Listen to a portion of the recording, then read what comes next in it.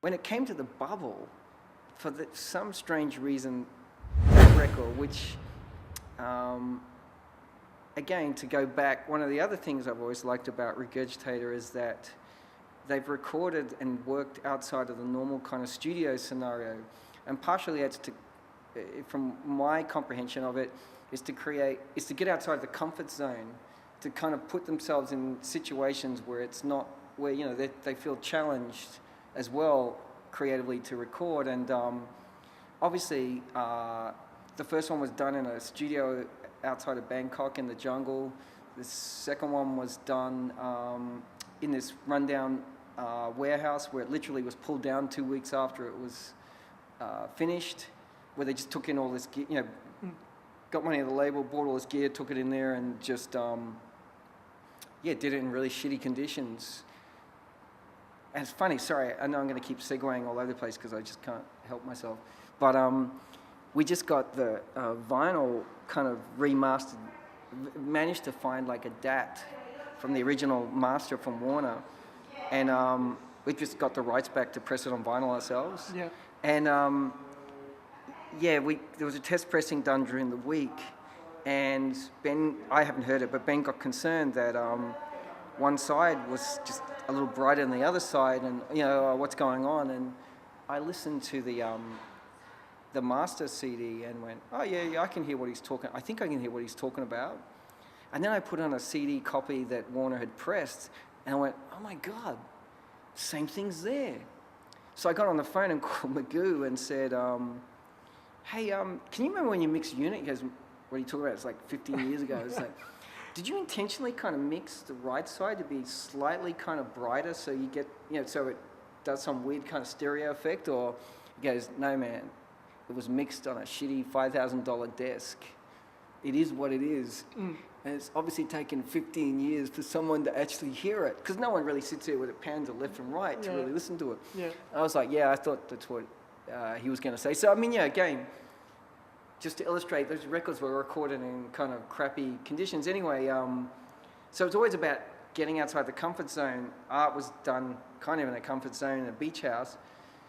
The bubble was done in this kind of scenario where, and this was my thinking when I kind of initially proposed the idea for the third album, was create this kind of scenario with like a test tube in a public space where then it's taken out of the insular, kind of hidden away recording studio, in the dark box, so to speak. So more like, say, an artistic scenario, and then flipped into like a very open public kind of scenario where then it's more about the performative things. So they're kind of challenged in this kind of, in a very subtle way, maybe the kind of artistic mentality versus the performative mentality. That was my thinking anyway. Anyway, when the actual thing happened, I think they were so concerned about it that they pretty well wrote 80% of the record before they went in there. Where I was thinking they would write it as they were in there. They were like, I think they felt so uncomfortable about what that scenario presented that they overly prepared for it. But yeah, then the following record was done in Brazil. We licensed the bubble to a New York company. They did an absolutely woeful rendition of it that was just laughable. We went to Brazil, and I think we went to New York to see it, and we flew to Brazil straight afterwards. And within hours of being in Brazil, I had to renegotiate the deal with the recording studio because there were too many bullets flying through the other studio. And yeah, I was just like, wow, to go from this crappy version of what they did in New York to this kind of insanity in Brazil. But yeah, that record again was kind of weirdly consistent in style, maybe almost, I don't know, a reaction to the craziness of the situation they were recording in. I don't know. But yeah, this latest one, they kind of have done in their apartment house recording setups in Melbourne, and then an apartment they rented in Hong Kong. Just, yeah, again, I wasn't part of it, sat outside the whole thing, you know. I don't think I'm even really answering your question. No, you are. It's great. It's exactly what we want to hear. Now, Let's speak about you being a part of it with the boys at a nice probably way to end it, because I know you're busy and you do have things to do. But Big Sound, Big Sound's a really exciting one, and I'm really excited to see this discussion happen that you guys are going to be all a part of, and that's DIY music versus the world. I believe it's titled. That's it. Yeah, so there's two panels. There's one panel on DIY design, which is, that was my title, DIY design versus the world, subtitled, what have I subtitled it? Only the Game Show, which is one kind of play on it not being serious. And essentially we're all contestants. And secondly, the idea that the people involved in this are all musicians who also do visual art that end up getting used in cover art or whatever, videos, posters, whatnot. And this idea that, only the game show that side of themselves. I don't know, it's very silly in joke from my part, I suppose now I'm explaining it. But it'll be just sitting around talking about, here's a bunch of people who do more than just kind of record music. They actually get really involved in the whole kind of visual kind of side of things. Which it's a great group of people you've got there too. You've got Ben and Quine, you've got Ray on there. Celeste Potter from You've got Celeste Potter, and you've got Johnny. Russell, who's done the artwork for the new Regurgitator record. And you're moderating, so you've got, and so it's just basically hopefully. A group of mates up on stage, really just having a good chat about what you guys have done. Yeah, I mean, I don't know if Ray or Celeste know each other. I don't even know if any of them know Johnny, but we all know them, so Quine, Ben and I. So they're all people that I've known and who I admire from the perspective of how they approach things and also the quality of the work they generate. But it is very different to say something that's been put together by a design company. It's more like an immediate response to the music they're creating. They're generating like a visual response to it, And it's funny, like one of the things that, because I do flyer and poster art myself, and I do a lot of the Regurgitator posters and so forth. But one of the things that I've struggled with over the years that I never used to struggle with was, what am I representing here? Am I representing myself or the music artist? And I would find that when I first started doing stuff, I wouldn't think about it at all. I was just doing stuff. But then as I went along, I started going, oh, hang on a sec. This is about me, but this isn't about that music artist. I mean, sure, I'm still responding to it in some manner, but is it me or is it them? Mm-hmm. And I started finding I was shutting myself down through that process. But these people are all music creators, and they're also generating visual things because I see them as integrated.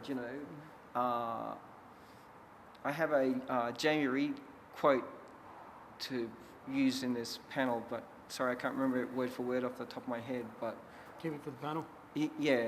But it's about that kind of intrinsic link between the visual presentation and the music. I just want to kind of play with all that stuff. I don't know where it's going to go. Nobody ever knows where those panels are going to go. Sometimes they end up somewhere, sometimes they don't, but there's always good conversation in between, and I think having all of those particular people on stage, including yourself, is going to be one definitely worth seeing. Yeah, I hope so. Don't. I'm not selling it up. I'm not trying to make you nervous here. No, it'll be good. I think it'll be great. Don't raise your expectations up too high. I'm not raising them at all. But the other one I'm kind of excited about is Quine, Ben and myself talking for an hour about just Regurgitator. As long as I can keep my mind on a kind of consistent track. But I've done public speaking stuff about my kind of industry history, so to speak, on my own. But it wasn't until early last year that myself, Quine and Ben did a kind of spoken word type thing at a Gold Coast university, which was really amazing to get the three of us. And I think it went for about 2 or 3 hours. And it's kind of loosely set off by a moderator, then just questions that then just fed the discussion. But it was really interesting having the three of us there, and I've always wanted to, I proposed to the guys we should do a book and call it Regurgitator the Novel. One, because Regurgitator's always been part of like novel approaches and concepts and attitudes, etc. But also two, this idea that music history is very much a kind of fiction, and I mean like all history, I suppose. But music history is interesting because it's filtered through late nights, alcohol, possibly drugs, egos, and just perspective of experience, you know, where you are through the whole process. And so when you get the three of us together talking about it, everyone, of course, has a different perspective on things, and also the deterioration of memory, of course. Yeah. So everyone's memories are different, but also everyone's engagement was different. And so you get these kind of conflicted narratives about what actually happened. And, you know, you've also got to remember, never let the truth get in the way of a good story. No, that's true. Yes, of course. I'm sure we can all embellish it with the drama of storytelling as well. But no, I mean, I find that kind of really fascinating. But also it's like my experience was from one perspective is from what I was doing, and theirs is from another. You know, I mean, so we all have these different kind of degrees of engagement that also reflect on that. So I don't know. We'll see where that goes. But I'm sure it will. I'm sure it won't be boring and straight up. It'll be good. It'll be good fun. Yeah. It'll be very good fun. What's the rest of you got in store for you? This is your last night here, helping out down here, and then you've got the records out, so you're going to be touring, I would imagine, at some point. There's a big tour that goes on that pretty well starts from Bigsound and goes right through to late October. It may actually be, I reckon, their last tour in quite some time, is my feeling at the moment, but we shall see. I thought that a few years back, actually, and then it kind of kept going, but I reckon it'll slow down after this, is my feeling. But I mean, I've always done and been involved in a whole variety of things. I mean, I've managed Regurgitator now for 20 years, and I'm pretty kind of hands-on with it, where I tour manage and do all the accounting and, get involved in all the pressing, releases, all different facets, book the tours. But outside of that, I also have had the great fortune of touring quite a few kind of international artists that I've stumbled across over the years, like Preatures and Rat-a-tat, and I don't know, there's a whole slew of them.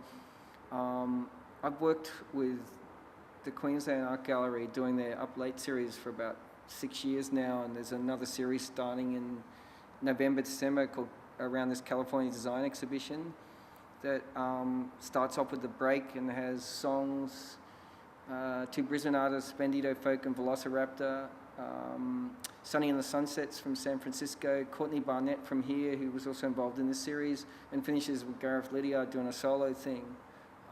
I totally enjoy these kind of opportunities to work with these kind of scenarios, because when they first came up, I was like, wow, this sits completely outside of the whole standard kind of venue scenario, and maybe offers this whole new kind of opportunity for artists to play to different types of audiences, but also just the recontextualization of it being in a gallery space, the complexities of it in an acoustic sense.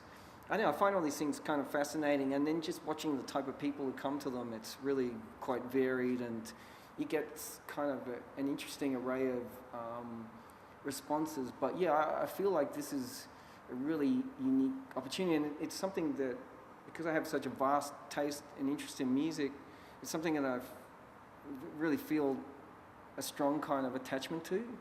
I mean, if anything, I've always been fascinated by the idea of being able to get involved with an arts type festival and programming, but for some reason I've never found myself in that position. I've certainly provided artists to all of them, but feel like it's the perfect scenario, because even though obviously there's still a concern about commercial outcome, it feels like there's more room to kind of experiment and do stuff. I don't know, I could be completely wrong in that kind of thinking, but it's certainly something that I'm more interested in.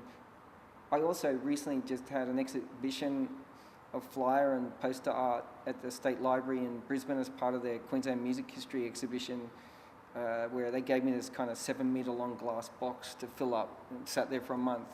And what I did is I've got a pretty extensive archive in my office of not only Regurgitator, but all this stuff I've been involved with it since the mid-'80s. And I'd spent 2 weekends scanning some 500 flyers and posters and just collecting all this stuff together. I used screen print posters, and yeah, I planned this whole exhibition so it looked like just a poster wall in the back of a club, and just literally filled it. I couldn't even squeeze the amount of stuff I had in there, but it was really interesting going through it all, because I was kind of left with this mixture of like inspiration and excitement, and then kind of sadness, where first of all I was, how the hell did I manage to generate so much material given all the different things I was doing in such a short space of time? Ideas, execution, just the whole thing. And I was excited that I was able to achieve that, and amazed to kind of go back through this body of work. But at the same time, I was like, where's all the time gone? You know, I don't do as much of this anymore. You know, like computers came along and all this stuff used to be hand done. And suddenly, you know, I started using computers, and it does change things, has changed things. It's something I want to discuss in this DIY design thing. See what everyone else thinks about this. Because I know, say, for instance, Quan has a heavy emphasis on how he uses the computer from a creative perspective. Not only, you know, music, video, graphic design, all the little things that he does, it's very much a big part of it. For me, I felt like it had detached me from something, and it also kind of awoken this kind of desire to, I need to find time to get back into sort of visual art and do something of that nature. That's something that's more creative from my own perspective than just this kind of business thing. I think somehow what's happened with me is that I've been able to kind of merge this, and I must say, not to any grand level, but somehow I've been able to merge this kind of organizational mentality with this kind of creative thing. And I feel maybe I just need to, maybe the organizational admin thing has kind of now got too overwhelming for me to deal with. I don't know. I feel like maybe I need to shed it somehow. Maybe this will shed itself from me, like skin just falling off, so I can go back to some kind of creative pursuit. I don't know. I'm sure you'll find it. Yeah. I'm sure you'll find it. Paul? And even then, I don't know if I'm very good at that either. I think you're pretty good at it. Everything we've spoken about, mate, it's been absolutely amazing. It's been an absolute pleasure to I'm sorry, you just got me on a bad day where I don't feel so... I don't know. You've explained a lot. It's been great. Thank you so much for your time, and thanks for getting it together. Both of us getting together to be able to do this, because there is a funny story behind getting this interview done, but we've finished it, and it's done, and we're looking forward to seeing you and the boys at Bigsound next week. Being Regurgitator, I want to say the boys. Hopefully we can catch up again, and I'll definitely be there to watch the panels. I can't wait for it. It'll be fantastic. Cool. And you should try and come and see them play too. Oh, of course. Yeah. And actually, if you want to come to the Melbourne show, just let me know too. Oh, there you go. We'll go to the Melbourne show. Paul Curtis. At the end of September. We'll definitely be there. Thank you so much for your time, mate. Yeah, let's head off. It's Paul Curtis here. You'll see him at Bigsound next week, and probably on tour with Regurgitator at some point over the next month or so. Talk to you soon here at Industry Insider.